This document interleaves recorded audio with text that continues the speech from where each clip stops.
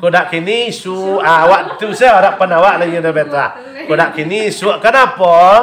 Makanya ajaran dari agama tu jak dulu cara mencari pasangan tu kan empik dah. Pertama sekali malihah haratonya, itulah jalih tu. Dan kedua wali jamaliha ganteng kalau laki-laki, kalau watino rancak. Dan ketiga wali hasabiha keturunannya, dari keturunan apunya kan betul.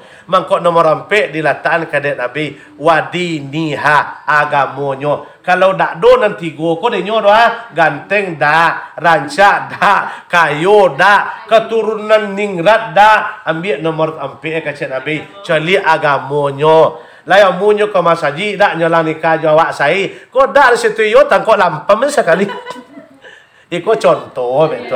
Kami laki-laki pun betujo. Kami pun betujo. Ya. Kalau dak do nanti go ko tadi dak malah. Apabila nyo seorang beriman nanti go ko akan datang kudian. Nanti go ko tiba kudian apabila nomor empik ko ada nyo. Pi nanti go ko ada gantengnya yo bentuk primus, pria musang. Ya. Ya, bentuk primus ganteng kayu haratonyo banyak, keturunan dari ningrat do leka keturunan dari wong kayu le. Pina nomor empek ko dak do do, imannya dak do do, ilmu agamonyo dak do do, ampo nanti go ko dak ranin cia dak do ko. Pi kalau nanti ko ada, nanti go ko dak do do. Nan imannya ada, abone nanti go ko dak nyo akan datang nanti go ko dak ebet tu. Ko dak do celah. Kampe lah luannya. Ya, itulah baca ambo tadi makana. Iyo awak mohon maaf menembak dak menuju lamat, melantiang dak menuju tampu. Kami lah polisi pun betul yo. Kini teraso contohnya kami suami. Ku ada sebagian yang mengeluh suami itu, tapi kebanyakan istri yang mengeluh. Kebanyakan istri. Suami satu-satunya keluarnya Pak Ustaz. Lah kami ajak bini kami sumayang. Lah kami suruhnya puasa. Tapi nyo dak amur.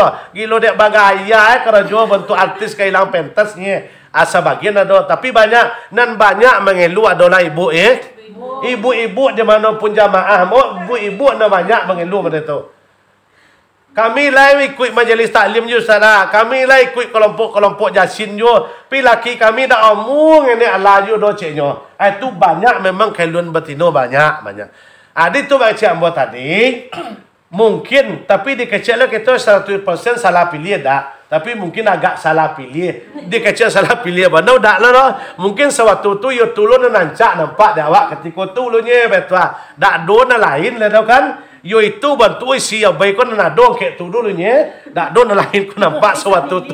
Ira samili. Cuman lain jalan terakhir kita ambil.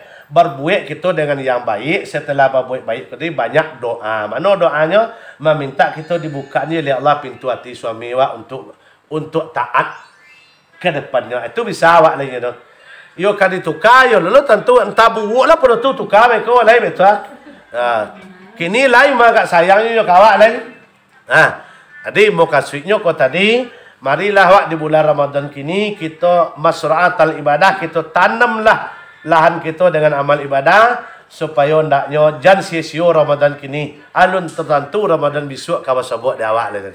Kalau lah umur panjang ya alhamdulillah. Kalau seandainya kau tak panjang umur kau tak sebut Ramadan tahun besok, aku dapat ia sempurna Ramadan tahun kini ndaknya jawab. Nah, dia mungkin itu saja kaji awak pada sore hari kini.